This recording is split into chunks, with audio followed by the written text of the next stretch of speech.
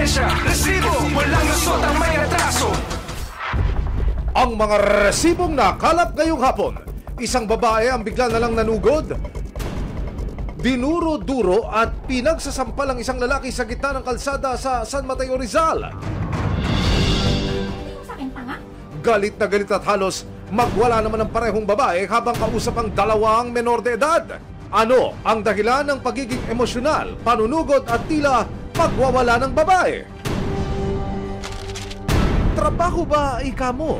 Paalala sa mga naghahanap ng pagkakakitaan, baka sakaling pagkapera, ikaw muna ang peperahan? Bawal yan! Ano man reklamo, bibigyan tugon. Bawat hinaing at problema, hakanapan ng solusyon. Ito ang bago ninyong sandigan, hindi palalampasin ang makatiwali at maling gawi. Dito, walang ligtas ang abusado at lalong walang lusot ang may atraso. Dahil ang lahat, hahanapan natin ang resibo. Magandang hapon, ako po si Emil Sumangil. Nanampal na nakita at halos magwala ang isang babae na itatago namin sa pangalang Lorna. Pero ang tila pagiging war freak ni Lorna, dahil daw sa isang misyon na maisalba ang kanyang 13 anyos na pamangkin sa karelasyon nitong 46 na taong gulang na kapitbahay. Nako! Minor de edad yan, brother! Sinabi niya na. Ay, tinulay magkatabi kayo, di hinipuan? Ano ba sa tingin sa tita mo, tanga? Yung totoo! Nanggagalaiti sa galit si Lorna, di niya tunay na pangalan matapos niyang mabalitaan ang kumakalat na chismis sa barangay. Ang kanyang 13 taong gulang na pamangkin na tinawag naming si Trisha, karelasyon di umano ang 46 na taong gulang nilang kapitbahay na itatago namin sa pangalang Melchor. 13 years old. Tapos from sa sexual activities. Tapos ang hindi ko gusto ron is nagiging comfort zone ng dalawang bata yung ganong pamumuhay na okay lang. Ano mangyayari sa buhay niyo? Kaya si Lorna nag-alaspay at nag-imbestiga kung ano nga ba ang totoong relationship status ni Trisha at Melchor. Hanggang isang profile picture ang bigla na lang bumulaga sa kanya. Doon sa profile picture, larawan nyo nga ako sa amin. Ano makikita namin?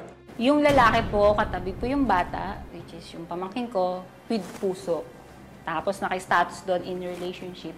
Tapos yung gawa po ng profile is recently lang. Dahil dito, muling kinompronta ni Lorna ang pamangkin na si Trisha. Kailangan ko malaman anong ginagawa sa'yo. Yung totoo. Ano lang. Tingin sa akin, tanga. Pero something smells fishy raw kay Lorna. Dahil ang ama ni Trisha na mismong kapatid niya, mukhang binasbasan pa raw ang relasyon ng anak at ng kapitbahay na si Melchor. Feeling ko is, meron pa siyang ibang nakukuha. Naman po kung gutom lang, may trabaho siya eh. Gusto ko ma-realize niya na mali siya. Huwag niyang gamitin yung bata bilang resource. 8 taon na raw hindi nakapipiling ni Trisha ang kanyang ina. Kaya ang tiyakin na si Lorna na ang nagmagandang loob na pangalagaan ng dalagita. Di bali na humagalit sila sa akin ngayon. At least in future, makita man nila to, ma-realize man nila, may ginawa ako. Susunod! Agad umaksyon ang social workers at mga kawani ng PNP, Women and Children Protection Center ng San Mateo, Rizal. Pero si Trisha, lumalaban at ayaw sumama. Tatawagan ay nagalit niya saan? Abangan mamaya, trabaho ba ika mo? Paalala sa mga naghahanap ng pagkakakitaan, baka sakaling pagkapera, ikaw muna ang peperahan? Bawal yan! May ebidensya, resibo, walang lusot ang may atraso. May ebidensya, resibo, walang lusot ang may atraso. Isang 13 taong gulang na dalagita sa Rizal, ginawang nobya raw ng 46 na taong gulang nilang kapitbahay at ang say ng kanyang tita Lorna, this cannot be. Kaya naman nitong nakaraang linggo, dumulog si Lorna sa resibo para ilapit ang kanyang problema. Sir, gusto ko makulong yung lalaki. Di ako talaga papayag, sir. Igugo ko to kasi wawala na ako ng pag-asa.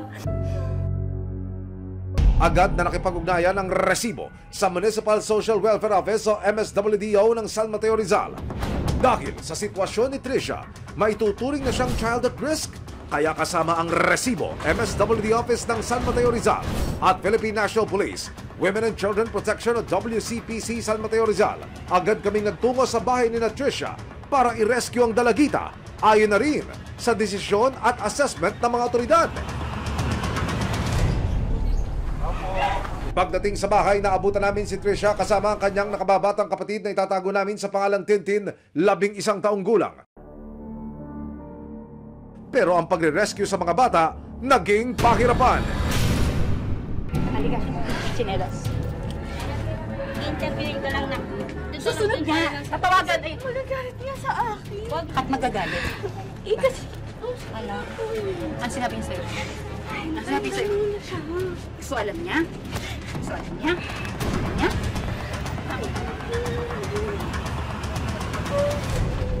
sumama ka lang. Tatawagan namin si Papa mo. Sa kabila ng pagpupumilit sa mga bata, ayaw pa rin sumama ni Tricia at Tintin kay tita at sa mga social worker. Please. Gusto na tayo, Halika. Usap tayo. Sige, dito. Sige. Dito. Dito, halika. Nang ma-rescue na ang dalawang magkapatid, agad silang isinailalim sa counseling session. Gusto lang namin na hindi na pa maulit pa. Mag-i-stay kayo sa amin hanggat hindi namin nasisigurado na ang lugar ninyo, ang papa nyo ay napoprotektahan kayo. Sa pahintulot na rin ng mga social worker at ng tiyahing si Lorna, nakapanayam namin si Tricia. Nangligaw po siya sa akin. Nagtanong po kung pwede po manligaw. After 2 weeks, yun po, sinagot ko po siya. Pagbigay po, just mabait po. Yung pangangailangan ko po sa school, mga uniform po, ganun. Yung ano po, yung di niya daw po papabayaan, mahal na mahal niya daw po ako, ganun. Ayon sa batas, pang-aabuso ng maituturing ang pagkakaroon ng sexual na ugnayan sa isang 13 anyos tulad ni Tricia. Para masiguro ang kondisyon ni Tricia, pati na ang kapatid niya, inirekomenda ng social workers na isailalim sa medical tests ang magkapatid. Sa gabay ng social worker, PNP WCPC ng San Mateo Rizal at ng kanilang tiyahing si Lorna, minabuti ng resibo na samahan sila sa isang ospital para masuri. Agad silang isinalang sa genital examination para masuri kung may senyales ng pang-abuso. Susunod, si Tricia sumailalim din sa pregnancy test. Pero, katibayan na kaya ito ng naiulat na pang-abuso? Isang recruitment agency sa Quezon City ang nambibiktima raw ng mga aplikante. Naniningil daw ito ng fee pero hindi naman nabibigyan ng trabahong inaplayan. May ebidensya, resibo, walang lusot ang may atraso. May ebidensya, resibo, walang lusot ang may atraso.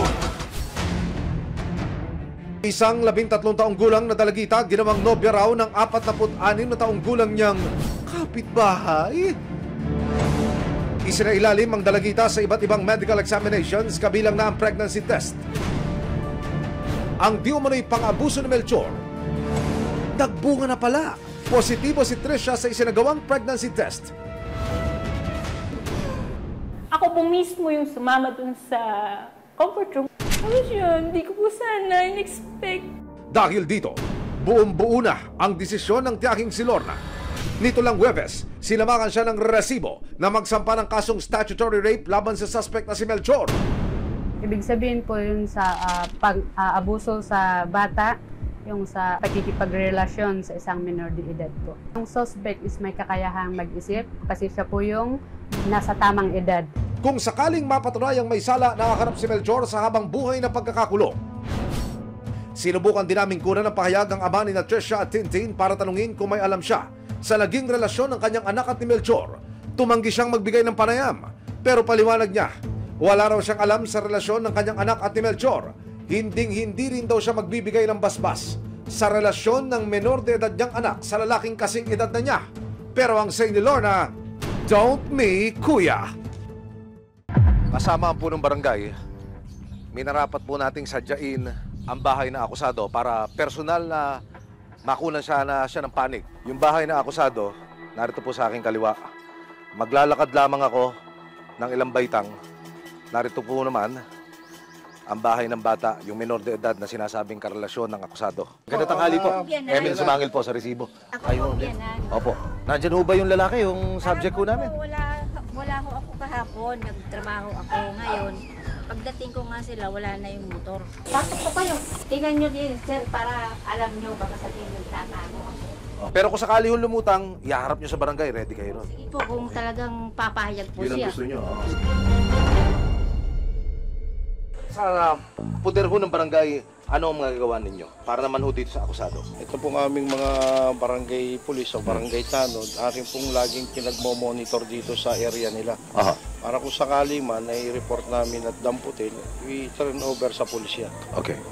Para naman masiguro ang kaligtasan at mas maprotektahan ang magkapatid na sina Tricia at Tintin, minabuti ng Municipal Social Welfare Office na dalhin sila sa isang shelter. Dito, sasailalim sila sa mga counseling session para magsimula ang kanilang paghilom.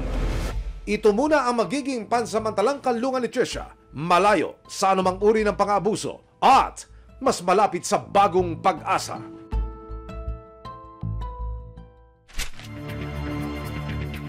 Dating tagatastas ng sinulid sa isang patagian, nag-apply ng trabaho online bilang hotel room attendant. Pero nang pinagbayad siya ng interview fee, medical fee at kung ano-anong fee, doon na siya nagdudang ang ina-applyan pala niya ay isang scam. Sa Facebook page ng Resibo, hindi lang isa o dalawa, kundi sangkaterbang reklamo na tungkol sa tinatawag na trabaho scam ang aming natanggap. Karamihan sa kanila, iisa ang modus na ginagawa. Isa sa mga nagpadala ng mensahe si Vanessa, 32 taong gulang. Nung nakita ko po yan, nagpa-PM sa page. And then, pagdating po sa page nila, may piniem sila po na doon po kami magsisend ng resumes. Samantala, dumulog sa ating action center ang 38 anyos na si Chelsea. Hindi niya rin tunay na pangalan. Nainganyo po ako, ma'am, kasi wala po silang age limit. Tapos, nandun po yung mga position na fit po talaga sa akin. Reklamo nila, isang recruitment agency sa Quezon City ang nambibiktima raw ng mga aplikante. Naninigil daw ito ng fee pero hindi naman nabibigyan ng trabahong inaplayan. Pinuntahan namin ang itinurong address ng sinasabing recruitment agency. Makikita po itong gusali na ito. 4 na palapag na gusali. Narito po yung opisina ng recruitment agency. At ayon ho sa research work ng ating team, hindi lang kasambahay ang tinatanggap na aplikante. Kung nyo makikita ko sa ating surveillance video, marami hong pumapasok ng mga aplikante. Sa labas ng building na ito, makikita ang isang gray na gate sa bandang kanan. Makikita rin ang karatulang nakalagay na sinasabing ang mga aplikante ay pumunta sa second floor, room 2. Pag-akyat sa second floor, makikita rito ang pila ng mga aplikanteng gusto lang naman magkaroon ng trabaho. Full-time man yan o part-time. Isang babae ang kukuha ng resume o biodata. Siguro 10 minutes lang po yata yun. Gintay ako, tapos pinabasok na po sa loob. Kumbaga, pag may after silang na-interview sa loob, magpapapasok po sila ng isa. Dito na magaganap ang job interview. Educational background, mga working experience po namin, yun po. Based po din dun sa resume po namin. Tapos tinanong po na willing ba kayong ma-deploy ngayon. So po. Hanggang sabihin na nila ang kanilang magic words. Andyan na yung maniningil na po sila ng processing fee daw po or registration fee para i-process na daw po nila. Babayad po ako ng 300, ganyan. Sabi ko po, wala po akong pera. Tapos nagtanong sa akin, kung kahit ba 100 kung meron ka. Sabi ko, wala po. Sabi niya, kahit 50 na lang. Si Vanessa, matapos malaman na mayroong babayaran, hindi na tumuloy sa kanyang pag-apply. Habang si Chelsea naman, kasama ng kanyang boyfriend, nagpatuloy sa kanilang job application. Ayon kay Chelsea, sumunod silang pumunta sa Muñoz sa Quezon City para sa medical exams. Nagulat po ako na hiningan kami, ma'am, ng 1,200 for medical po daw. Hanggang sa ituro sila sa Novaliches para raw sa kanilang deployment. Hiningan po siya ng another 400. Tapos after po nun, dadalin po daw siya sa Makati. Aba, pasa-pasa, no? Hindi pa man nagkakapagtrabaho, 1,800 pesos na ang nasingil kila Chelsea. Dahil sa mga reklamong ito, dumulog ang resibo sa tanggapan ng Business Permits and Licensing Department o BPLD sa Quezon City Hall. Napag-alamang mayroong business permit ang recruitment agency na inireklamo. So this is the particular business that you're looking for. Meron siyang Mayor's Permit number 93907-805. So when I click this, and that's the address. Nag-apply po siya ng permit ng 2023. May detalye po, ha? Yes. September 11, dun namin siya nabigyan na issue ng permit. So valid siya for 1 year. Apo, ma'am. So hanggang September 11, 2024 yung kanyang permit. Pero giit ng BPLD, hindi tama ang maningil ng anumang placement fee sa mga aplikante. Ano po ang nadiskubre ng inyong team dito po sa negosyo na ito? Meron naman po silang permit at compliant po sila sa lahat ng regulatory requirements. Kaya lang po, dapat hindi sila gumagastos unnecessarily hanggat hindi pa sigurado na may trabaho silang mapapasukan. Bago ka pag-gastusin for medical or for whatever, alam mo na, meron ka ng notice na hired ka. Dahil sa ating inilapit na reklamo, magsasagawa ng isang surprise inspection sa inireklamong ahensya ang mga kawani ng Quezon City LGU. Alas 2:30 ng hapon natapos na po ang briefing at mula po rito sa Quezon City Hall, tutulak na yung mga kagawad ng Bureau of Permits and Licensing Division ng Quezon City Hall, maging yung mga taga Public Employment Services Office para ho inspeksyonin yung tanggapan ng recruitment agency. Pagdating sa agency, kinatok na ng BPLD ang opisina ng agency. Pero teka, pinagsaraduhan ng mga kawani ng gobyerno? Bakit naman po ganon?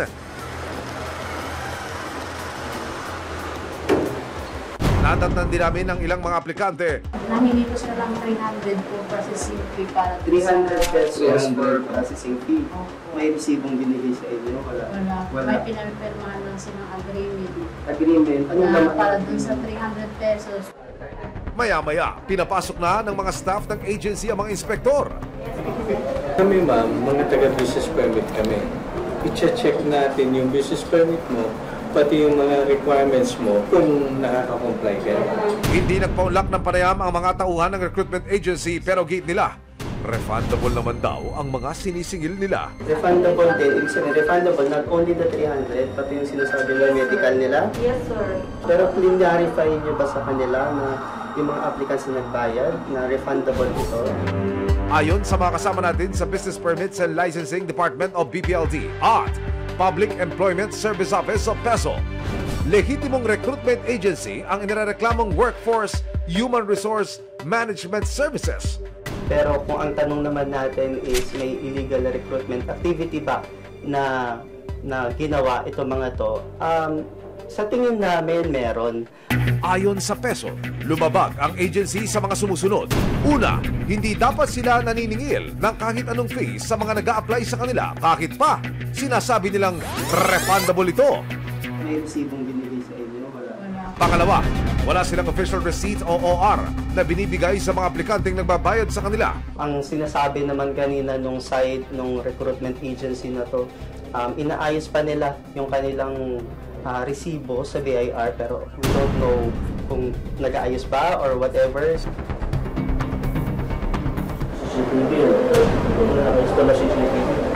Pangatlo, ayon sa ordinansa sa Quezon City, ang bawat business establishment sa lungsod ay dapat mayroong closed-circuit television o CCTV camera.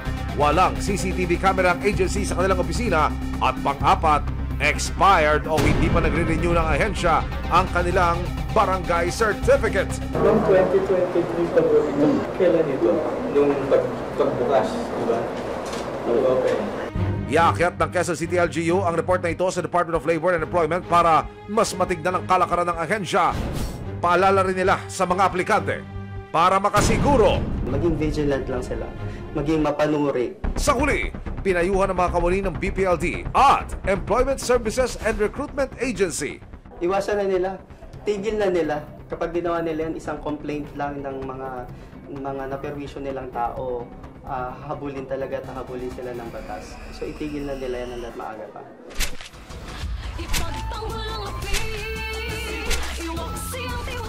Sama-sama nating ituwid ang tiwali at baluktot. Itakwil ang maling gawi at modus na bulok.